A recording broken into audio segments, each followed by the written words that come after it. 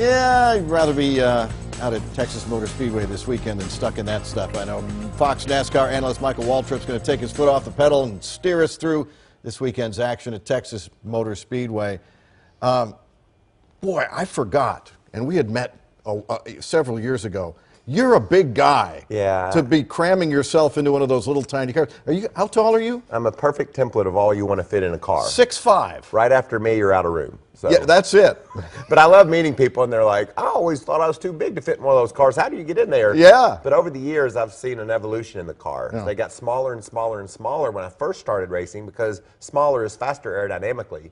And then one day NASCAR stepped in and said, okay, these things are getting too little, and they began to make the cars bigger. And now there's a lot of room in the race cars, and they're safer, they're faster, right, more aerodynamic than they've ever been. Yep. They're great. It's a great time to be a race car driver. You've made, and your brother's made a great transition from one career into another, into broadcasting.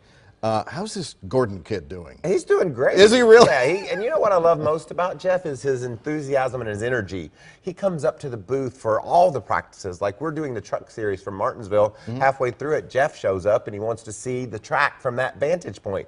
You know, I can certainly respect that. I've raced my car forever, and when I went up top, it just looked way different. Yeah. And Jeff's just getting his arms around it. He has plenty of notes. He's got a lot of helpers that make sure that he has all the information in his brain that he could possibly have. And obviously, his experience and knowledge behind the wheel of that beautiful 24 car is something that we all want to know more about. Yeah. And he does such a great job of articulating it. You are going to be principally working the Friday night race, and then the Saturday racing as well at Texas Motor Speedway. Both days it's going to be hot during the day, so that track really heats up. Then about the time that the race starts, shortly after that, the sun goes down. It's going to cool down 20 degrees. How does that change? Well, the NASCAR drivers are the best in the world, so they have to adapt. That's what it's all about. Every lap is you making a different line to adapt for something your car's not doing. So they understand all that. Who it drives crazy are the engineers. They've got computers and notebooks this thick that they have to go through and figure out what the tendencies of the track have been in the past when it's gone from 80 down to 70 and the track temperature cools down 30 or 40 degrees. Do they have to, they might change tires. At the beginning of the race, this tire works well on a hot track. Towards the end of the race, you got a cooler track. They just definitely change tire pressures, and there's so many ways to adjust those cars. We saw a big move at Martinsville last week on Fox when Jeff Gordon called Kyle Busch coming to pit road, and this is going to make you scratch your head.